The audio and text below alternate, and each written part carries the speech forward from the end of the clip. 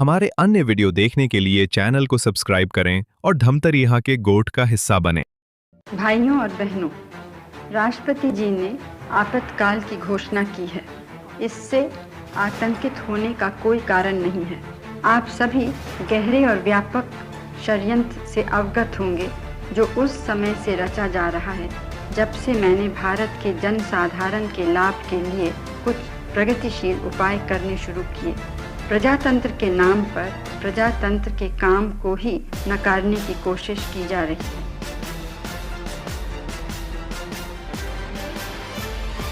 दोस्तों नमस्कार। आज से 50 साल पहले की काली रात जब देश में इमरजेंसी लगाया गया था,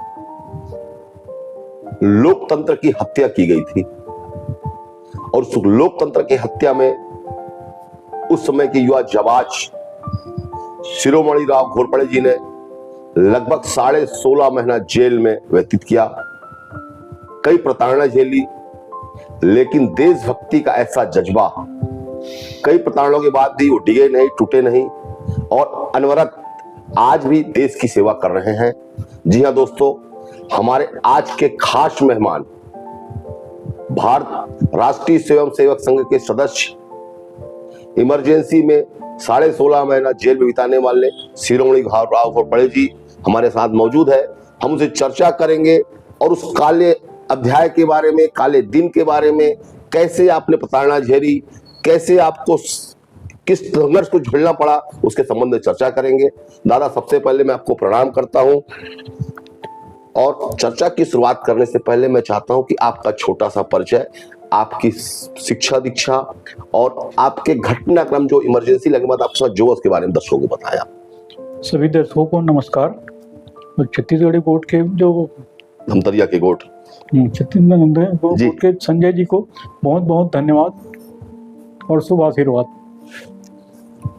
दादा, कैसे हुआ था वो 25 जून की काली रात की शुरुआत कैसे हुई, कैसे देश में आपातकाल लगाया गया और आपातकाल के बाद देश की स्थिति कैसी बनी नहीं, लोकतंत्र की हत्या कर दी गई, न्यायपालिका, कार्यपालिका, विधायिका, यहाँ तक कि मीडिया का भी गला घोट दिया गया, स्वतंत्रता एक तरह से खत्म कर दी गई थी, उसके संबंध में दर्शकों को बताया। जी,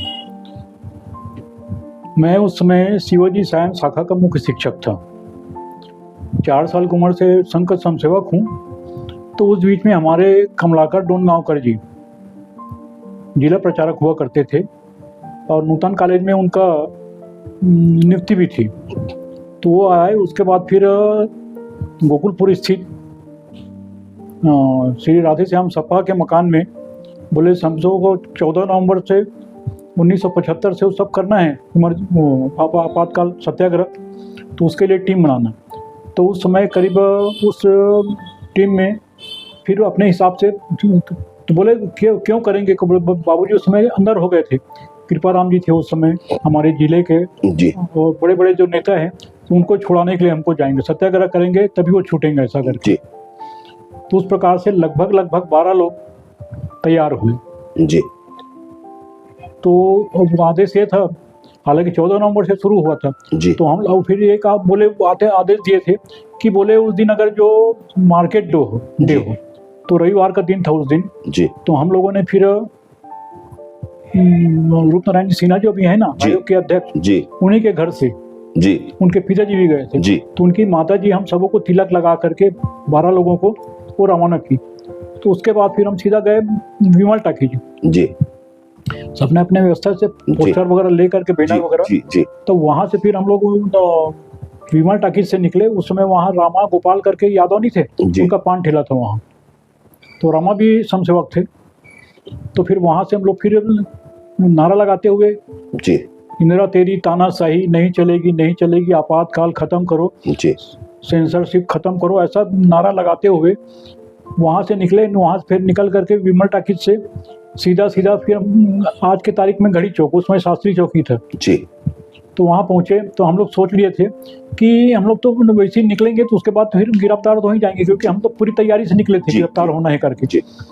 तो ऐसा करते करते सदर होते हुए हम सीधा अभी जो डॉक्टर एन पी गुप्ता का हॉस्पिटल नहीं है जी, तो वहाँ से फिर दाएं बाजू मुड़े हम लोग, इतवारी बाजार के दिन, चलो वहीं चलते हैं करके।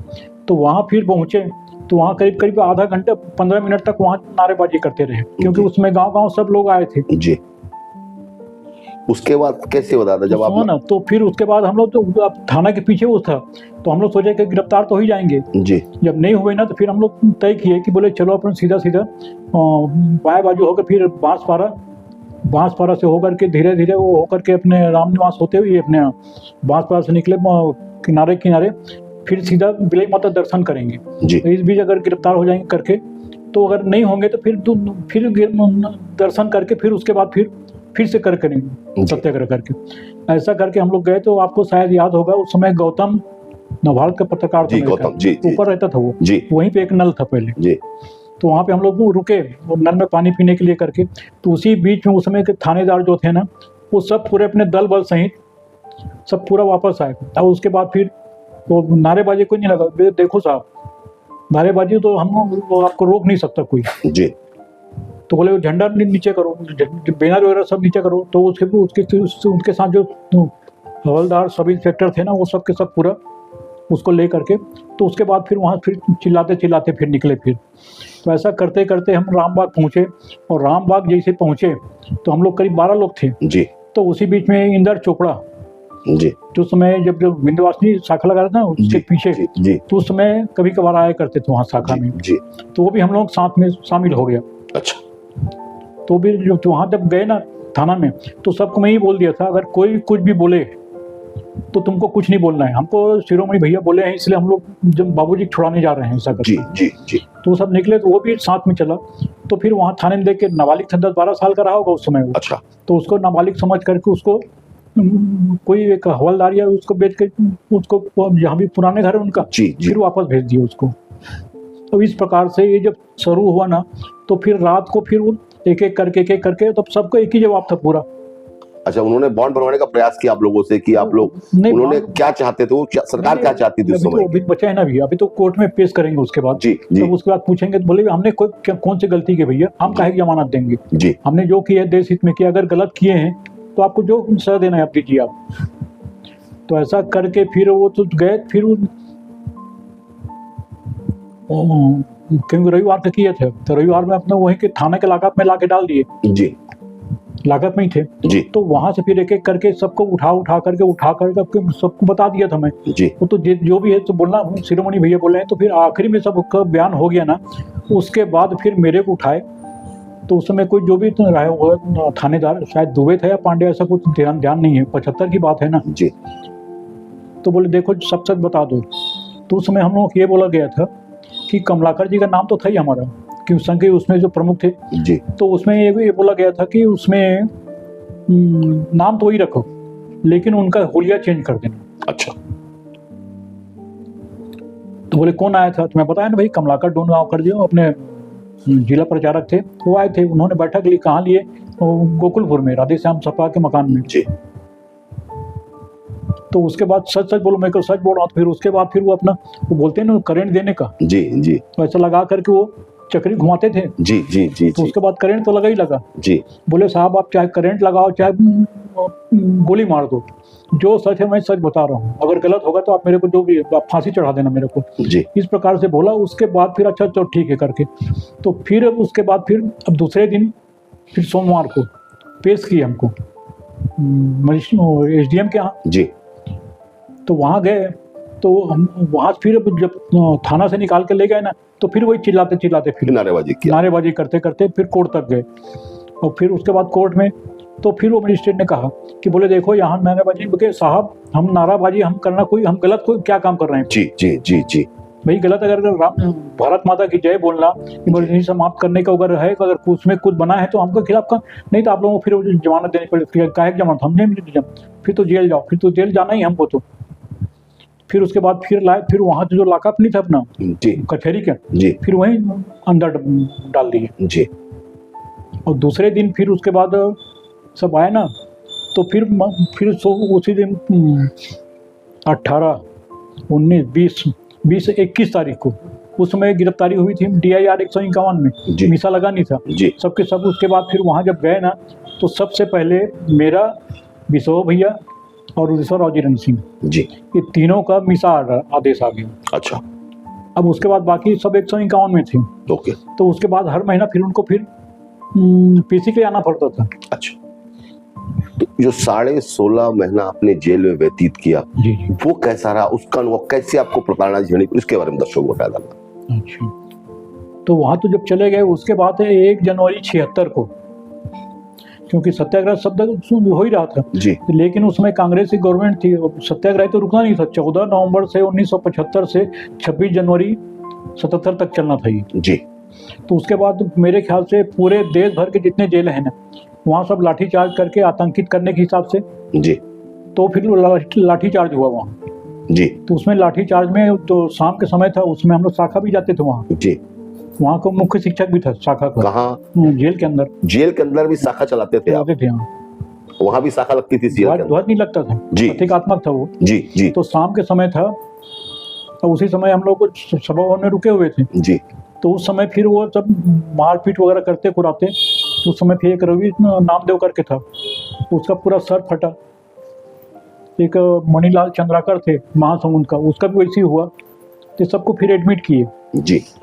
तो फिर उसके बाद जब हम लोग पहुंचे ना, उस दिन शायद मेरे ख्याल से गुरु नानक जयंती था जी, जिस दिन जेल में पहुंचे उस दिन जी। तो फिर वहाँ पर जब उनका पता लग ही गया था, क्योंकि उस समय मध्य प्रदेश में सबसे बड़ा, मेरे जानकारी के हिसाब से सबसे बड़ा जत्था 3-3 का टोली में किए थे जी। तो 12 लोगों ने एक साथ हम लोग किए थे। उसमें फिर पूरे जितने मीसाबंदी थे ना उस समय अंदर में, उसमें शांताराम जी सराफ और सीरू भैया, श्री गोपाल जी व्यास, शारदा प्रसाद जी शर्मा जी, और वहाँ के अपने रायपुर के महावीर अग्रवाल, डॉक्टर राम जी बैस, ये सब पहले से अंदर थे।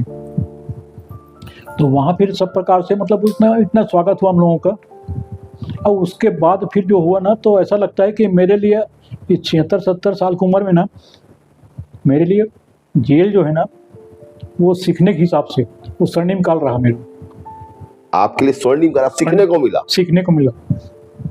दादा, चर्चा को आगे बढ़ाते हैं क्योंकि चर्चा को बहुत ज्यादा बोलने की। जिस दिन देश में आपातकाल लगा उसके बाद देश की स्थिति क्या बनी? आजादी एक प्रकार से खत्म हो गई थी, लोगों की स्वतंत्रता, उस समय देश की स्थिति क्या रही? क्योंकि आपने बहुत अच्छे से पूरी चीजों को देखा है, क्योंकि लगभग लोकतंत्र की हत्या हो गई थी। जी जी। लोक मीडिया हो, न्यायपालिका, कार्यपालिका सब खत्म हो गया था। उसके बारे में दर्शकों बताया कैसा रहता था उस समय का माहौल देश का? उस समय का माहौल समझो ये बताऊं, क्योंकि मैं मुख्य शिक्षक था, जब लगा ना उसके बाद फिर ध्वज नहीं लगाते थे जी, और बाकी खेल कूद तो करना ही होता ही था वो। जी जी। तो वो सब, लेकिन उस समय जो बिसो भैया थे ना, तो वो क्या उस समय गाँव घूमते थे, अपने मलेरिया को आता नहीं था वो क्या छिड़काव वाला। जी जी। तो वो बताते थे वो, तो बोले इस प्रकार से वहाँ जो नसबंदी का जो था ना, उस प्रकार से गांव में पूरा एक तो आतंक था ही हो। तो आप संघ से कैसे जुड़े दादा? आरएसएस के कैसे बाल्यकाल से आपने स्वयंसेवक बन गए थे, कैसे बने, कैसे आपको जुड़ा हुआ स्वयंसेवक संघ से? मेरे पिताजी भी संघ के स्वयंसेवक थे जी, मेरे दादाजी भी संघ के स्वयंसेवक थे जी, मतलब स्वर्गीय आनंदराव घोरपड़े जी जी। कोई पहले हम लोग घोरपड़े लोग जो है ना, हम लोग मूल स्थान हम लोग वर्धा जिले के हिंगणघाट तहसील के टेम्भा के गांव है ना, वहाँ के रहने वाले। तो इनके जब कृतज्ञ परिवार के कारण इनके यहाँ वो हमारे यहाँ के तो उसमें कुछ रिलेशन में हो गए, तो उसी प्रकार से हम लोग यहाँ करीब 100 साल पहले करीब यहाँ आए। आप जबकि तो उस समय से फिर नजदीक में था ना, ये घर पुराना घर ही जी जी है ना। पहले हमारा घर वो तो डॉक्टर गगवानी है ना, वो हमारा मकान था जी जी जी जी। तो वहाँ से रामनिवास की दूरी को ज्यादा तो नहीं थे। तो उस समय क्या शिशुगंज के जो होता है ना, तो हमारे जो उसके पिताजी बोलते थे आ जाओ शाखा। भारत ही नहीं विश्व का सबसे बड़ा संगठन माना जाता है राष्ट्रीय स्वयंसेवक संघ को, लेकिन कई बार राष्ट्रीय स्वयंसेवक को बैन किया गया। तत्कालीन जो भी प्रधानमंत्री थे, उसके बाद भी शाखाएं चलती थी। जी जी। तो कैसे शाखा चलाते थे? जब पूरी तरह बन जाता था उसके बाद कैसे शाखा लोग चलाते थे? नहीं, उस समय जो आदेश मिलता था हम लोगों को जी, तो उस हिसाब से ध्वज नहीं लगाना है, खेल कूद है, रामायण के हिसाब से तो चर्चा तो रहा है, लेकिन बस वही है कि ध्वज करना मत लगाओ। जी जी। वैसे संघ की दृष्टि से 1968 में मैं प्रथम वर्ष किया जी, सतना में 1968 में प्रथम वर्ष शिक्षित रहा। तो फिर 69 में द्वितीय वर्ष किया छिंदवाड़ा से जी। तो इस प्रकार से वो तब, और बाद में फिर तो तो कई सारे घटनाएं जुड़ी हुई। दादा, आप लोगों ने काफी यातनाएं झेली, उसके बाद इमरजेंसी खत्म हुआ। आज जब भारतीय जनता पार्टी की प्रदेश में सरकार थी तो मीसा बंदियों को एक सम्मान राशि दिया जाने का प्रावधान रखा गया। उसके बाद कांग्रेस सरकार ने बंद कर दिया। इस बारे में बताया कितनी राशि मिसाबंदियों को सम्मान राशि के रूप में मिलती है? इसकी जानकारी आप ही ने पेपर के माध्यम स्वदेश में छपा था। जी जी जी दादा, स्वदेश में छपा है जी। मध्य प्रदेश में शिवराज सिंह चौहान जी वो कर रहे हैं वहाँ जी। तो फिर वो समाचार को पढ़ करके फिर उपासनी जी को मैं फोन किया जी। मैं बोले यार स्वदेश में ऐसा छपा है जी। उनको बताया उनको जी। और उनके एक काम करो, आप तो जो भी है रायपुर, दुर्ग, बिलासपुर के और जितने मीसाबंदी हैं सबको बुलाओ आप। तो वहीं फिर अपने भाजपा कार्यालय है ना प्रदेश का जी, क्या एकात्मता परिषद जी जी, तो वहाँ बुलाए सब जी। तो वहाँ आने के बाद फिर मैं उनको बोल दिया था, मैं को देखो भैया रमन सिंह जी से मैं ही बात करूँगा, आप लोग खाली उपासनी जी को बोला। मैं बोला एक काम करो, आप एक उनसे समय ले लो, जब इकट्ठे हो गए तब सब वो किए। उसके बाद फिर तो बोले ठीक है, मेरे को भैया मेरे को पता नहीं चाहिए, लेकिन वास्तविकता जो है फिर मैं चर्चा करूँगा उनसे जी जी। तो बोले ठीक है। तो फिर मैं बोला वो तो अटल जी को धन्यवाद है कि उन्होंने बगैर खून खराबे के हमको छत्तीसगढ़ बना के दिया जी। और आप वहाँ के अभी निर्वाचित अपने पार्टी के पहले मुख्यमंत्री हुआ। तो हम अगर मान लो छत्तीसगढ़ नहीं बना होता तो आज हम मध्य प्रदेश में होते। तो उस हिसाब से मध्य प्रदेश में जो गवर्नमेंट दे रही है 6 महीने सुपर को 6,000 और 6 महीने से कम रहने वाले को 3,000, ये स्टार्टिंग हुआ था जी। तो फिर उन्होंने कहा कि बोले भाई वहाँ गजट की कापी, जो मध्य प्रदेश की गजट की कापी है वो ला के दो, फिर उस हिसाब से मैं भी शुरू करूँगा। तो 2008 से फिर 6,000 से शुरू हुआ, 6,000 और 6 महीने रहने वाले उनको जी 3,000 ऐसा करके। तो जैसे जैसे मध्य प्रदेश में बढ़ाते गए ना, 6 से फिर 10 हुआ, 10 से फिर 15 हुआ, 15 से 25 हुआ, ऐसा करके उसी हिसाब से हमको अभी भी सम्मान राशि मिल रही है आप लोगों को? मिल रहा है, जो जीवित है उनको 25,000 मिल रहा है अभी पर मंथ अकाउंट में आता दादा? अकाउंट में दादा पूरे देश में इन दिनों भारतीय जनता पार्टी जी जी आपातकाल को लेके प्रेस वार्ता कर रही है, सभाएं कर रही है। भारतीय जनता पार्टी का छोटा से छोटा कार्यकर्ता चाहे देश के गृह मंत्री भी हो लगातार, इसको क्या मानते दादा, ये राजनीति है? इसको लेके क्या सोचते हैं कि इसको, क्योंकि जनता जानती है कि अभी भी जनता इसके बारे में पूरी जानकारी जनता को नहीं है, क्या मानते हैं आप इमरजेंसी के बारे में? ये बात तो सही है, मैं बता रहा हूँ कई लोगों को आज भी हमारे नेता ने बीजेपी के मीसा क्या होता है ये ऐसा बताते हैं जी जी। अभी अपने वो पांडे थी ना, सरोज पांडे, तो हम लोग कैलाश जोशी जी आए थे यहाँ रायपुर में, तो कृपाराम जी के साथ हम लोग गए थे जी। तो कृपाराम जी बोला भैया मैं भी मांग लो क्या टिकट, ते भी मांग ले हो। तो मेरे को बोले जोशी जी, बोले शिरोमणि जी तुम्हारे साथ कौन है? बोले भैया अगर मेरे को देते हो तो सब के सब मेरे साथ रहेंगे। अच्छा। तो उसी बीच में जब निकला ना तो सरोज पांडे बोलती कि मीसा क्या होता है? तो मैं बोला धिक्कार है आपको कि मीसा को आप नहीं जानते और इतना पार्टी के नेत्री बने हुए हो। तो ये भारतीय जनता पार्टी जो चला रही है ठीक है, जन जागरण अभियान चला रही है मीसा को लेकर, इमरजेंसी को लेकर, वो बिल्कुल ये राजनीति मानते हैं इसको आप? नहीं, कोई राजनीति नहीं है भाई। राजनीति अगर होती ना तो 1978 में मेरे नाम से टिकट था जी धमतरी का जी। उस समय केशव दवे जी थे जी संगठन मंत्री। तो पहले मोबाइल तो था नहीं जी। तो पंडित पवार जी के यहाँ उनका आता था फोन हमेशा। तो बोले भैया शिरोमणि को तैयार करो। तो क्यों? तो नहीं, क्या ये 65 में अपन जनसंघ का था ये धमतरी सीट जी जी। तो उसमें समाजवादियों के साथ अपन जनता पार्टी बनाए थे। तो राम सेवक मिश्रा जी यहाँ धमतरी की मांग कर रहे थे, धमतरी में टिकट दिए करके। तो फिर उन्होंने मेरा नाम अड़ाया कि बोले धमतरी का हमारा पक्का हो गया है, हम शिरोमणि राव घोरपड़े को दे रहे हैं, ऊपर इस तरह की बात है जी। तब मेरे नाम से फिर वो शांत हुए।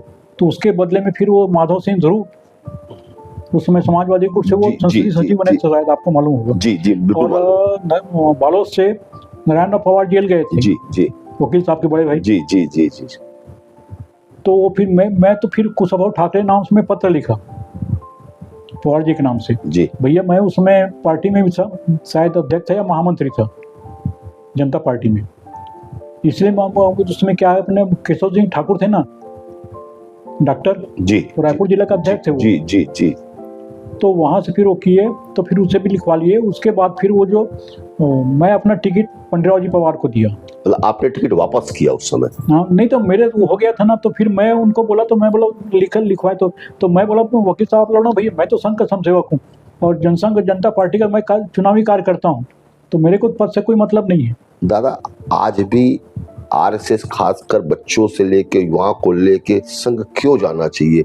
संघ जाने से क्या फायदा होता है? क्या संघ से जुड़ने से आम आदमी के जीवन में परिवर्तन आ सकता है? आखिरी सवाल। देखो संजू, क्या है कि संघ जाने से भले कुछ सीखे मत सीखे, लेकिन एटिकेट्स, मैनर, अनुशासन, व्यवहार, ये तो सीखने को मिलता ही मिलता है। जी जी जी जी जी जी। तो आप भी गए हो? जी, मैं तो दादा बहुत, मैं यहाँ हूँ तो कहीं ना कहीं मेरे यहाँ तक पहुँचने में संघ का काफी बड़ा योगदान है दादा। डिसिप्लिन, अनुशासन तो मुझे काफी सीखने को मिला। तो कुल मिला के संघ जाना चाहिए लोगों को। तो मैं तो आपके चैनल के माध्यम से ये कहना चाहूंगा कि भाई आजकल पढ़ाई इतना बोझ हो गया है, बच्चे जो शाम की शाखा जो लगती है ना, उसमें बात तो वो होता है, तो फिर भी अपने बच्चों को कम से कम सामान्य ज्ञान के लिए, अनुशासन के लिए और व्यवहार के लिए अपने बच्चों को, चाहे जैसा लड़का हो चाहे लड़की हो, क्योंकि लड़कियों की भी शाखा यहाँ शुरू हो गया है। जी, अच्छा, बच्चों की भी शाखा शुरू हो गई। राष्ट्र सेविका समिति, जी जी, तो वो यहाँ शुरू है। यहाँ अपना वो है ना, अपना एक मोहन रण सिंह थे ना अपने, मोहन जानते होगे आप, कुमार के बड़े भैया, जी जी, उनकी बहू चेतना रण सिंह जी, वो भी वर्क लगा था भिलाई दुर्ग में, वर्क करके आई अभी वो, तो सप्ताह में एक दिन कम से कम लगाती है। अभी बीच बीच में नूतन स्कूल में वही शाखा लगती है। आज हमारे बीच संघ के स्वयंसेवक, जिनकी आंखें नम आई थी उस आपातकाल को लेकर, और काफी लंबे समय तक इन्होंने प्रताड़ना झेली, लेकिन आज भी 77 साल की उम्र में दादा का वही जज्बा, आज भी रोज सुबह 4:30 बजे उठना, नहाना धोना और शाखा जाना, और देशभक्ति का उनका जज्बा आज भी कायम है। आपने अपना कीमती समय निकाला दादा, बहुत बहुत धन्यवाद। अगली बार एक नई शख्सियत फिर आपसे मुलाकात। अगर हमारा यह प्रयास अच्छा हो तो हमारे चैनल को सब्सक्राइब, लाइक और कमेंट जरूर करें।